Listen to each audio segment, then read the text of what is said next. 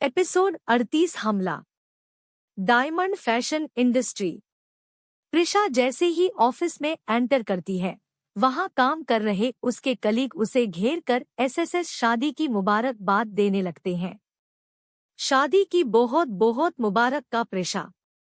मानना पड़ेगा प्रिशा, काफी लंबा हाथ मारा है तुमने। वैसे क्या सच में तुम्हारा और मिस्टर राजवंश का एक बेटा भी है? वैसे तुमने इतने सालों तक हमसे ये बात छुपा कर रखी। एसएसएस तुम तो छुपी उस्ताद निकली यार। उन सब ने प्रिशा को घेर कर एक के बाद एक सवालों की गोलियां चलाना शुरू कर दिया। उनके सवाल एसएसएस सवाल कम पर प्रिशा को अपनी बेइज्जती ज्यादा लग रही थी, पर उसने किसी के भी सवाल को माइंड ना करते हुए उन्हें धीरे से मुस्कुराकर सभी को जवाब दिया। वो सब बातें कर ही रहे थे कि तभी सना, प्रिशा की बेस्ट फ्रेंड, की नजर प्रिशा के पीछे खड़े दो अनजान लड़कियों पर पड़ी। ये दोनों कौन है? उसने एमिली और रैना की तरफ इशारा करते हुए असमंजस में पूछा। ये मेरी बॉडीगार्ड्स है, एमिली और रैना। प्रिशा ने सना की तरफ देख धीरे से जवाब दिया। ओहो मिसेज राजवंश के तो मजे है, बॉडीगार्ड शॉडीगार्ड। पर तुम्हें हमसे ये बात छुपाने क्या जरूरत थी? सना ने प्रिशा को टीज करते हुए कहा। उनमें से सभी को यही लग रहा था कि प्रिशा और ऋषभ सीक्रेटली मैरिड थे और उनका ये बच्चा भी था। ये सब ऋषभ ने ही अपने रिसेप्शन के दिन मीडिया में अनाउंस किया था। हालांकि कि प्रिशा से उसकी सीक्रेट मैरिज हुई थी और क्रिश उन दोनों का ही बेटा था, पर ये बात प्रिशा पूरी तरह से भूल चुकी थी। ना ही उसे अपना बेटा याद था, ना ऋषभ और ना ही उसका परिवार।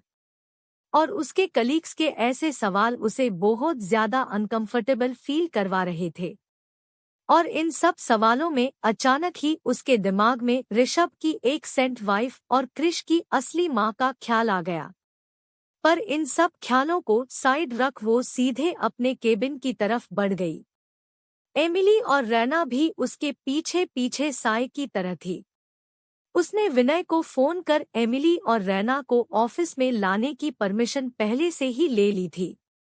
विनय प्रिशा से काफी गुस्सा था, पर इस वक्त आउट ऑफ टाउन होने की वजह से उसने प्रिशा से ज्यादा कुछ नहीं कहा।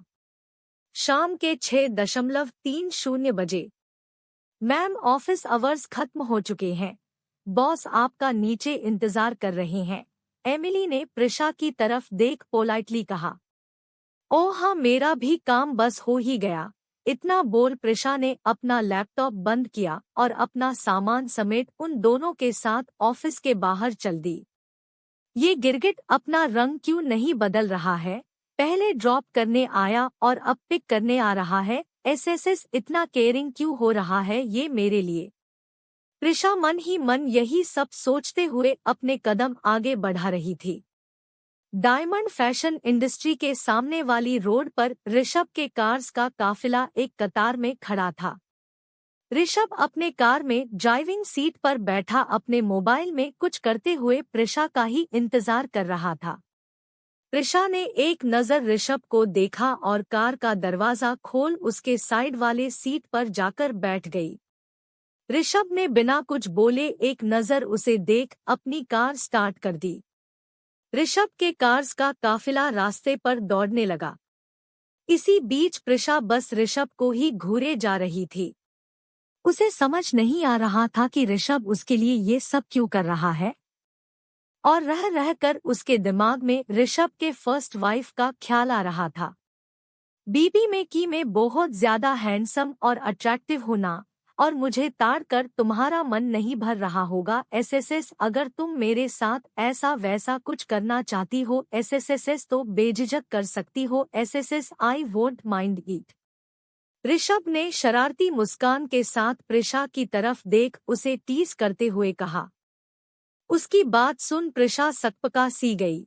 उसने जल्दी से ऋषभ से अपनी नजरें हटा ली और अपनी गर्दन झुकाकर अपने उंगलियों से खेलने लगी। ऋषभ के कहे शब्द उसके कानों में जैसे गए उसके गालों ने रंगत पकड़ ली। ओफो प्रिशा, क्या जरूरत थी उस गिरगिट की तरफ ऐसे देखने की? और इसने तो बेशर्मी में पीएचडी कर रखी है, बेशर्म गिरगिट कहीं का। प्रिशा ने अपनी हरकत पर खुद को मन ही मन मुंह बनाकर डांटते हुए कहा। ऋषभ उसके हया से झुके गाल देख खुद को मुस्कुराने से रोक नहीं पाया। लेकिन अचानक ही उसके भाव बदल गए, उसके चेहरे पर छाई मुस्कान एक पल में गायब हो गई। ऋषभ के कार के साथ उसके बॉडीगार्ड्स के कार का काफिला अचानक से रुक गया।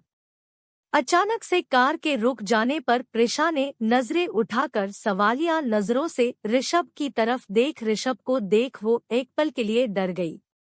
ऋषभ के जहां अपनी कार रोकी थी उसके दोनों तरफ जंगल ही जंगल था और वो रास्ता भी काफी सुनसान नजर आ रहा था। लो एसएसएस लोड आया गिरगिट।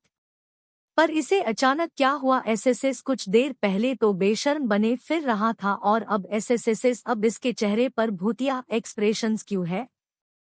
और इसने यहाँ बीच रास्ते में कार क्यों रोकी है? प्रिशा ने मन ही मन ऋषभ चेहरे पर आए डरवाने एक्सप्रेशन को देख सोचा, क्या हुआ आपने? वो इससे आगे कुछ बोल पाती कि उससे पहले एमिली और रैना आकर उनके कार में बैठ गई। प्रिशा ने उन दोनों को देख फिर से ऋषभ की तरफ देखा। एसएसएस क्या हुआ, आपने कार क्यों रोकी? उसने ऋषभ की तरफ देख डरते हुए पूछा। उसे ऋषभ से डेंजरस वाइब्स आ रही थी। Stay in the here, don't even try to take a step out of the car. एसएसएस। ऋषभ ने प्रिशा की आंखों में आंखों डाल उसे कार से बाहर ना निकलने के वार्निंग देते हुए कहा। वो इस वक्त काफी गुस्से में लग रहा था। ऋषभ राजवंश। ऋषभ ने जैसे ही अपनी बात खत्म की ही थी कि कार के बाहर से एक खतरनाक आवाज गूंज उठी। अजीब अजीब सी डरावनी आवाजों से माहौल खतरनाक सा हो गया। शाम के 7 बजे थे लेकिन शाम का केसरिया रंग आसमान से गायब था। एसएसएस ऐसा लग रहा था कि आधी रात हो चुकी हो। ये आवाज सुन प्रिशा के रोकते खड़े हो गए। उसे ऐसा लगा जैसे ये आवाज उसने पहले भी कहीं सुनी हो। वो काफी घबरा गई थी। ऋषभ। उसने डर के मारे हकलाते हुए ऋषभ को पुकारा। उसकी घबराई हुई आवाज सुन ऋषभ जिसके हाथ कार का दरवाजा खोलने के लिए बढ़े थे वो अपने आप रुक गए। उसने पलटकर प्रिशा की तरफ देखा जो इस डर के मारे रो रही थी। ये सब क्या हो रहा है? अपने आंसुओं को कंट्रोल करने की कोशिश करते हुए उसने घबरा कर ऋषभ से पूछा। कुछ नहीं, तुम आंखें बंद कर लेट जाओ। इतना कह ऋषभ जैसे ही बाहर जाने के लिए दरवाजा खोलने लगा, प्रिशा ने उसे रोक लिया। एसएसएस। आप कहाँ जा रहे हो? आप कहीं नहीं जा रहे हो, आप बस यही रुको। प्रिशा ने रोते हुए उसकी बाह पकड़ उसे रोकते हुए कहा। वो पूरी तरह से ऋषभ की तरफ झुक गई थी। प्रिशा की ऐसी हालत देख ऋषभ के हाथों की मुट्ठियां कस गई। अगर प्रिशा ऐसे ही रोती घबराती रही तो उसे कभी भी पैनिक अटैक आ सकता था और वो ये बिल्कुल नहीं चाहता था कि प्रिशा फिर से वो सब सफर करे। ऋषभ ने एक नज़र उसे देखा और बिना कुछ कहे जोर से अपने बाहों में भर लिया। प्रिशा के भी हाथ ऋषभ के पीठ पर कस गए। प्रिशा बस रोते ही जा रही थी। वही ऋषभ की आंखें आग उगल रही थी। अचानक से ऋषभ का पूरा शरीर एक येलो कलर की तेज रोशनी में चमक उठा। उस रोशनी की चमक इतनी ज्यादा थी कि रैना और एमिली की आंखें उस रोशनी की वजह से चौंधिया गई। कुछ ही मिनटों में वो धीरे धीरे वो रोशनी पूरी तरह से गायब हो गई। ऋषभ की आंखें अभी भी पीली रोशनी में चमक रही थी। वही प्रिशा उसकी बाहों में बेहोश हो चुकी थी। ऋषभ ने प्रिशा को अपनी पीली चमकती आंखों से देखा और उसके माथे को हल्के से चूम उसे कार के सीट पर अच्छे से लेटाया और एमिली और रैना को सर्द निगाहों से देख कार से बाहर निकल गया। ऋषभ की पूरी कार को उसके टाइगार्ड्स ने घेर कर रखा था और कार्स के चारों तरफ ऊपर से नीचे तक ब्लैक कलर के ड्रेस कोड में बहुत सारे आदमी खड़े थे। उन सभी की सिर्फ आंखें ही दिखाई दे रही थी। बॉस, ये सब विकराल के आदमी हैं जो मोगम्बो के लिए काम करते हैं, ऋषभ के सिक्योरिटी हेड अधीरा ने सामने आते हुए कहा। ऋषभ ऋषभ कैसे हो, बहुत सालों बाद मुलाकात हुई। मुझे लगा तुम अपने बाप की तरह किसी भीगी बिल्ली की तरह बिल में छुपे रहोगे, पर तुम तो शेर की तरह गुर्राने लगे। इसकी सजा तो मिलनी चाहिए ना तुम्हें। बताओ मेरा बेटा कहाँ है। फिर से एक बार वहां पर वही डरावनी आवाज गूंज उठी। उस आवाज में ऋषभ के लिए बेहिसाब गुस्सा नजर आ रहा था, पर वो आवाज किस दिशा से आ रही थी ये किसी को समझ नहीं आ रहा था। ऋषभ ने उसकी एक एक बात गौर से सुनी थी। अचानक की राइट साइड की तरफ मुड़ा उसका मानवी शरीर एक झटके में एक बड़े खूंखार से व्हाइट टाइगर में बदल गया। वो गुस्से से जोर से दहाड़ा और सामने बने जंगल में उसने छलांग लगाई। Episode 39 tiger palace. Tiger palace. Rishabh का कमरा। प्रिशा को जैसे ही होश आया उसने खुद को ऋषभ के कमरे में पाया। उसे समझ नहीं आया कि वो यहाँ आई कैसे, और ऋषभ वो कहाँ है। उसे बस इतना याद आ रहा था कि उसने ऋषभ को कार के बाहर जाने से रोका और फिर क्या हुआ ये वो भूल गई। उसकी आंखें कमरे में ऋषभ को ही ढूंढ रही थी। उसके कानों में विकराल की वो आवाज अभी भी गूंज रही थी। ऋषभ को उस कमरे में ना देख उसके मन में अजीब अजीब ख्याल आने लगे। गिरगिट, एसएसएस गिरगिट, कहाँ हो आप। वो अपने आप को संभालते हुए बेड से उठी और हड़बड़ी में कमरे के बाहर जाते हुए ऋषभ को आवाज लगाने लगी। पर अपनी परेशानी और हड़बड़ाहट में वो ये तो भूल ही गई कि वो ऋषभ को गिरगिट कहकर पुकार रही थी। कॉरिडोर से उसे जैसे ही ऋषभ पूरे परिवार के साथ हॉल में बैठा नजर आया तब जाकर कहीं उसे जाना में जान आई। वो हड़बड़ाहट में जल्दी जल्दी से सीढ़ियां उतरने लगी। गिरगिट, क्या तुम ठीक हो। वो सीढ़ियां उतरते हुए बेख्याली में ऋषभ को यही पुकारे जा रही थी। वही उसकी आवाज सुन सभी उसकी तरफ देखने लगे। क्रिश जो किचन से अपने हाथ में फ्रैंकी लेकर हॉल की तरफ ही आ रहा था, प्रिशा को देख उसकी आंखें चमक उठी। उसे प्रिशा से स्कूल में आज जो कुछ भी हुआ उसके बारे में ढेर सारी बातें करनी थी। पर वो जब स्कूल से वापस लौटा तब प्रिशा अपने ऑफिस में थी और शाम को ऑफिस से आते वक्त पर प्रिशा ऋषभ के गोद में थी। वो बेहोश थी, पर क्रिश के पूछने पर ऋषभ ने उसे कहा था कि उसकी मम्मा ज्यादा काम करने की वजह से थक कर सो चुकी है और वो उसे डिस्टर्ब ना करे। पर अब अपनी मम्मा को देख उसके फेस पर लंबी मुस्कान दौड़ गई। भाभी, आराम से। प्रिशा को हड़बड़ाहट में सीढ़ियां उतरते देख आयुष ने उसे संभालकर सीढ़ियां उतरने को कहा, पर प्रिशा कानों में तो अभी भी विकराल की ही आवाज गूंज रही थी। ये सिस्टर इन लॉ किसे बुला रही है, ये गिरगिट कौन है। रुद्र ने प्रिशा को क्वेश्चन मार्क वाली नजरों से देख सबसे पूछा। मम्मा। क्रिश प्रिशा को पुकार भागकर उसकी ओर जाने लगा, पर अचानक से उसके नन्हे कदम अपनी जगह पर ही रुक गए। उसकी मुस्कान ऐसे शॉकिंग और गुस्से वाले एक्सप्रेशंस में चेंज हो गई, क्योंकि प्रिशा ने उसे इग्नोर कर ऋषभ को जाकर हक कर लिया था। वो ऋषभ के सीने में अपनी गर्दन छुपाए बस रोए जा रही थी। ऋषभ उसकी हालत अच्छे से समझ रहा था। उसने प्रिशा को बैक हक किया और धीरे धीरे से उसकी पीठ को सहलाने लगा। प्रथम और आयुष उन दोनों को देख मुस्करा रहे थे। वहीं रुद्र अपना मोबाइल निकाल उन दोनों के क्यूट से मूवमेंट को कैमरे में कैद कर रहा था। और हमारा प्यारा क्रिश आंखों में अंगारे लिए प्रिशा और ऋषभ को घूर रहा था।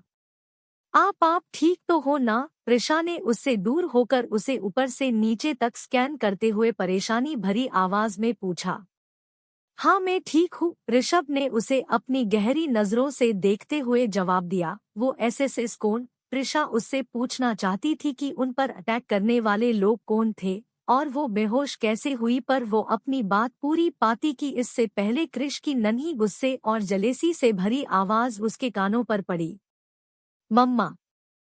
क्रिश अपने हाथ पे पकड़े फ्रैंकी और आंखों में आए आंसुओं को संभालते हुए प्रिशा की तरफ दौड़ पड़ा।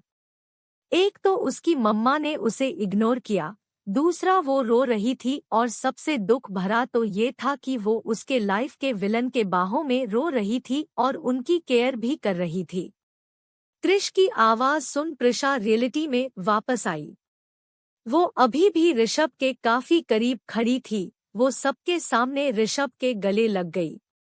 अपनी की हरकत को याद कर प्रिशा के गाल टमाटर की तरह लाल हो गए। वो झट से ऋषभ से दूर हो गई। वही ऋषभ अभी भी बस प्रिशा को घूरे जा रहा था। प्रिशा एसएसएस ये क्या कर दिया तूने? तू सबके सामने गिरगिट को गले कैसे लगा सकती है? हाउ तुझे उसकी इतनी फिक्र क्यों हो रही थी? कहीं तू इस गिरगिट से एसएसएस। प्रिशा ने मुंह बनाते हुए अपने आप को कोसा। अब वो ये बात चाह कर भी झुठला नहीं सकती थी कि वो ऋषभ से प्यार करने लगी है। मम्मा आप लोग क्यों लही हो? क्या इन्होंने आपके साथ कुछ किया? आप मुझे बताओ, मैं इन्हें छोड़ूंगा नहीं। क्रिश ने सुबक कर प्रिशा की साड़ी को खींचते हुए अपने एक हाथ से ऋषभ की तरफ इशारा करते हुए मासूमियत से पूछा। उसका सवाल सुन प्रिशा को बहुत ज्यादा हंसी आ रही थी, साथ ही साथ अपने नन्हे शैतान पर ढेर सारा प्यार भी। पर उसका नन्हा शैतान इस वक्त रो रहा था। ये देख उसने क्रिश को अपने गोदी में उठा लिया। ऐसा कुछ नहीं है बच्चा, एसएसएस तुम रोना बंद करो, मम्मा बिल्कुल ठीक है। ये कहते हुए प्रिशा ने उसके आंखों में आए आंसू पोंछने लगी। फिर आप लोग क्यों लही थी? आपने टाइगा को भी इग्नोर किया और आपने डैड को हक कर लिया। क्या अब आप टाइगा को पसंद नहीं करती? क्रिश ने प्रिशा के चेहरे को देख मुंह बनाने हुए शिकायतें की। सॉरी बच्चा, मम्मा बस थोड़ा डर गई थी। मेरा छोटा किटन तो मेरी पूरी दुनिया है, एसएसएस में उसे कैसे इग्नोर करूंगी भला? प्रिशा ने उसके प्यार से भरी बचकानी शिकायतें सुन एसएसएस मुस्कुराते हुए उसके दोनों चुभी गालों को चूम लिया। मम्मा डोंट कॉल मी किटन और प्रॉमिस मी आप टाइगा को कभी इग्नोर नहीं करोगे और इनको हक भी नहीं करोगे। अपने लिए किटन वर्ड सुन क्रिश के गाल फिर से फूल गए और उसकी बात सुन प्रिशा के गाल लाल हो गए और ऋषभ ने गुस्से से अपने दांत पीस लिए। क्रिश की बात सुन रुद्र, प्रथम और आयुष जोर जोर से हंसने लगे। प्रिशा का तो मन कर रहा था कि धरती फट जाए और वो उसमें समा जाए। क्रिश बच्चा कभी भी कुछ भी बोल देते हो, आखिर उसका ये बच्चा ऐसा कैसा है? क्या मतलब इस पिद्दी का? उसके कहने पर उसकी बीबी उसे हक भी नहीं करेगी? इसका मुंह कुछ ज्यादा ही चलने लगा है। ऋषभ ने क्रिश को घूरते हुए दांत पिसते हुए मन ही मन सोचा। ओ बिग बी, आपके बेटे ने तो जेलसी में झंडा ही गाड़ दिया। रुद्र ने अपनी हंसी कंट्रोल करते हुए कहा। प्रथम और नहीं तो क्या? चुप रहो तुम तीनों। ऋषभ ने उन तीनों को अपनी सर्द आंखों से घूर कर देख चुप करवा दिया। प्रिशा का तो एक पल भी वहां रुकना मुश्किल हो गया था। वो जल्दी से क्रिश को अपनी गोदी में पकड़े अपने रूम की तरफ भागा गई। सिस्टर इन लॉ, वैसे ये गिरगिट कौन है? रुद्र ने तिरछी नजरों से ऋषभ को देख टीजिंग स्माइल के साथ प्रिशा को देखते हुए जोर से पूछा। उसका सवाल सुन तो प्रिशा की रफ्तार और तेज हो गई। प्रिशा तू तो अब गई। गिरगिट को गिरगिट के बारे में पता चल गया, एसएसएस पता नहीं अब तेरा क्या होगा। अपने आप को कोसते हुए प्रिशा क्रिश को लेकर अपने कमरे में आ गई। वही ऋषभ दांत पिसते हुए उन सबको देखता ही रह गया। Delhi, hotel sunshine. Sunshine hotel के 12th फ्लोर पर बने एक लग्जरियस कमरे में वेदिका बेड पर आराम से सो रही थी। उस बड़े से कमरे में लाइट ना के बराबर थी। बेड के साइड टेबल पर बस एक डीम येलो लाइट वाला लैंप जल रहा था। तभी उस रूम के बाथरूम का दरवाजा खुला। एक लंबी कद काठी वाला हट्टा कट्टा नौजवान कमरे में एंटर हुआ। उसके चेहरे पर इस वक्त एक शैतानी मुस्कान थी। वो शख्स इस वक्त शर्टलेस था। उसने नीचे एक ब्लू कलर की पैंट पहनी हुई थी। वो आदमी लंबे कदम भरते हुए बेड के पास गया और बेड पर लेटी वेदिका को अपनी गहरी काली आंखों से घूरने लगा। पर्ल व्हाइट कलर के टॉप और ब्लैक पैंट, साथ में बेड पर बिखरे हल्के सुनहरे बाल, छोटा सा गोल सा चेहरा, रसीले गुलाबी होंठ, एसएसएस वो वेदिका के हर एक हिस्से को अपनी गहरी काली आंखों से घूर रहा था।